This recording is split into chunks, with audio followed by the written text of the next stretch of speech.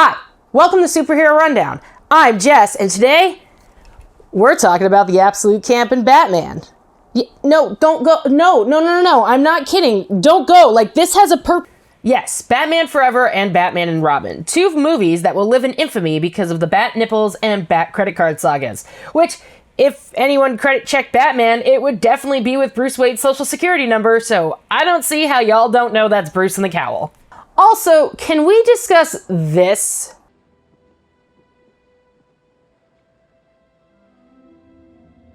Jesus, Dad. That is going to haunt my nightmares. Discussion over. Val Kilmer is terrifying when half his face is not responding to the emotion he's trying to convey. Gotham is definitely camp in this movie, though I do admit that the set pieces and Tommy Lee Jones made me feel like this really is Gotham and Two-Face. But we don't get to see what made Harvey Dent become Two-Face in this film. In Why Joel Schumacher's Batman movies don't totally suck, Matt Singer tells us, Joel Schumacher's Gotham City is Gotham City, a vibrant and surreal world wholly its own. Even more than Burton's Baroque Gotham, Schumacher's is a land of impossible architecture, vivid splashes of color, and statues the size of buildings. It can be interesting to see what Batman looks like in our world, but it's also fun to see him explore a new world. And the CGI is terrible, in a fun way. Jim Carrey plays Edward Nygma, the Riddler. And it's spectacular. We see his backstory, and he's a pretty good manipulator, especially when it comes to Two-Face. And the plot is a lot of fun too, very camp, but also a commentary on 90s television soaking into our brains. It's part of the reason why I can name most TV show themes I watched in the decade. That shit doesn't leave. In defense of Batman Forever elaborates on this when Brian Lloyd says, Riddler and Two-Face, meanwhile, stole a lot of money and tried to brainwash the people of Gotham using TV. Which is a brilliant on-the-nose commentary of the vacuous nature of entertainment as a whole. It even played into the idea of wish fulfillment and the boundless optimism of 90s America under Bill Clinton. But no, Carrey and Lee Jones were playing it like cartoon characters. Side note, this movie is only memes. Why did we leave the 90s? Schumacher didn't let his memes just be dreams. Good on him. Not to mention that it lines up with Robin's backstory, and Chris O'Donnell does an amazing job with the material here. We see that not only is Two-Face responsible for killing his family, but he also actually learns the lesson of not killing, which proves he can learn a thing. And that's good. Especially since this is one of the only movies that features the Batcave getting blown up and Robin boosting the Batmobile like he's about to help out Vin Diesel and Paul Walker. Holy rusted metal, Batman! Huh? You're grown, it's all metal, it's full of holes, you know? Holy! Oh. I cannot believe he had to explain the meme to Val Kilmer, which is hilarious and sad. And there are a lot of callbacks to Adam West's Batman. And Batman learned something too. Not just a friend. A partner. But after this, it's all downhill from here. Though I do also like what Nicole Kidman's character makes Batman confront in this movie. In Batman and American Mr. Hyde, Andreas Reichstein tells us, I guess we're all two people, one in daylight and one we keep in shadow. Here he meets Jekyll. At the end of the movie, he tells the criminal Riddler, you see, I'm both Bruce Wayne and Batman, not because I have to be, no, because I choose to be. In the beginning, this goes for Jekyll too, until he cannot control the change of his personality anymore. And I think it's really cool that we can liken the Bruce Wayne Batman alter ego to a case of Dr. Jekyll and Mr. Hyde, but in a not insane way. You know, not how, like, the love theme of Batman Forever is Kiss from a Rose for some reason. Okay, so what about Batman and Robin? Well, first of all, I forgot about the LED tires on the Batmobiles, so my bad. Anyway, I will say that though some of the plot makes no sense, it is a great backstory for both Mr. Freeze and Poison Ivy. And I can't see anyone but Arnold Schwarzenegger as Mr. Freeze. Also, Uma Thurman. That's it. That's the tweet. I think my favorite part about the movie is that they actually give Alfred a storyline, and Michael Gough does a fantastic job of it. He adds gravitas to the story, and it makes it feel like there are stakes for Batman because of it. So we're at this point. The plot is basically Batman, Robin, and later Batgirl have to stop Mr. Freeze from freezing Gotham and making ice puns. Because all of them are in this movie. All of them. Why are hockey players always henchmen? Batman and Robin, Dogma, Sudden Death, The Mighty Ducks. Man, the list is longer than I thought. And where does Poison Ivy figure into all this? Well, she's an eco-terrorist, so let's destroy all humans! She's also hot. And maybe we need a hot eco-terrorist to take the helm on climate change. Republicans would probably pay more attention at least. And there's actually some good lines in this. I can respect your opinion. Sadly, I'm not good at rejection. I'm afraid you'll have to die. But I forgot two things. One is that Gotham in the Burton universe is New York. Damn it!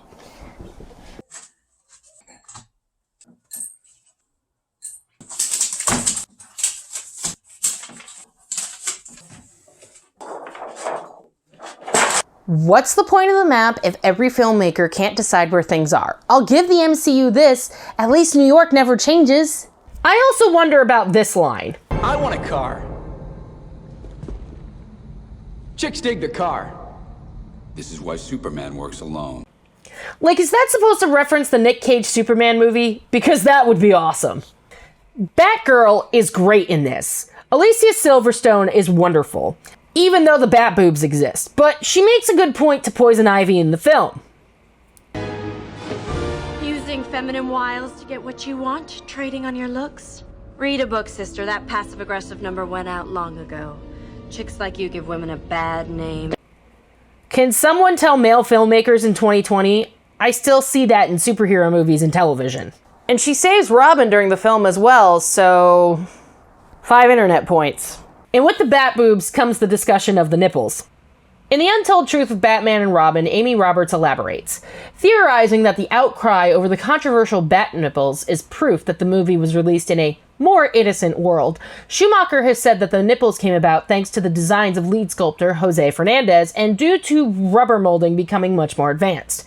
As Schmacher put it, I said, let's make the suit anatomical and give Fernandez photos of those Greek statues and those incredible anatomical drawings you see in medical books. He did the nipples, and when I looked at him, I thought, that's cool. Batman also sets Freeze straight on his wife and manages to arrange for Freeze to continue his research at Arkham, which is very nice and a great way to explain that Batman cares about the rehabilitation of his criminals. The Untold Truth of Batman and Robin by Roberts explains the film is so universally loathed that it's become an almost too obvious cliche to bring it up in lists of the worst films ever made.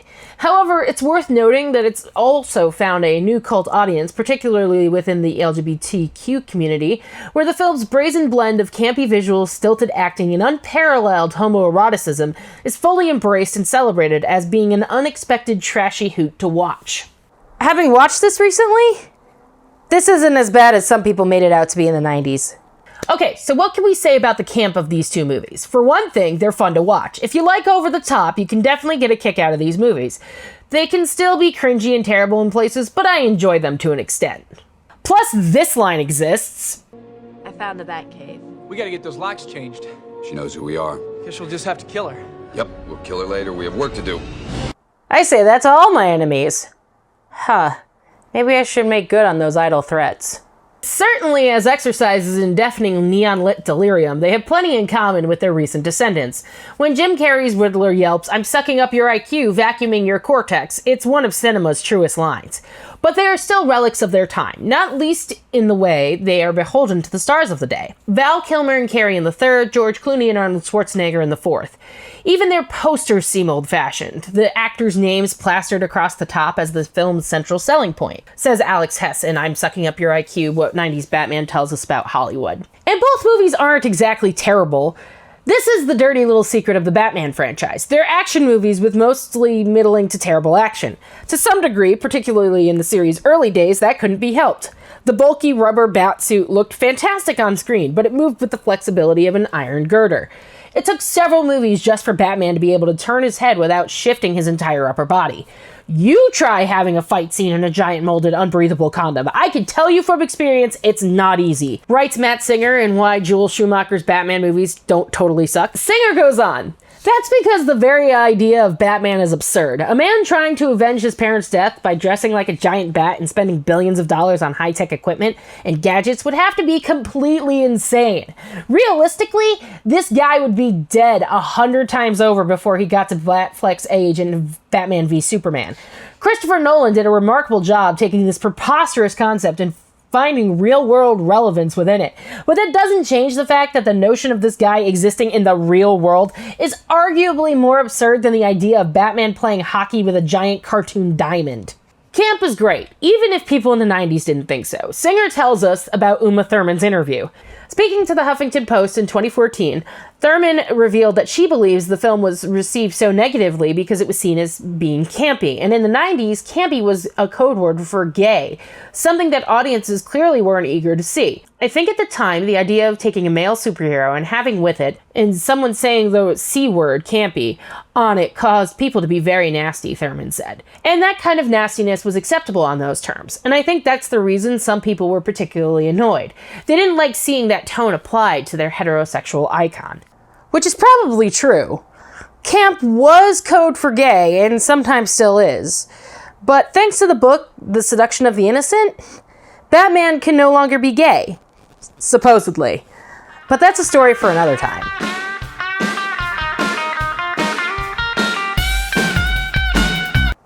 Fuck! I forgot to say that Bane is in this movie! That was the other thing!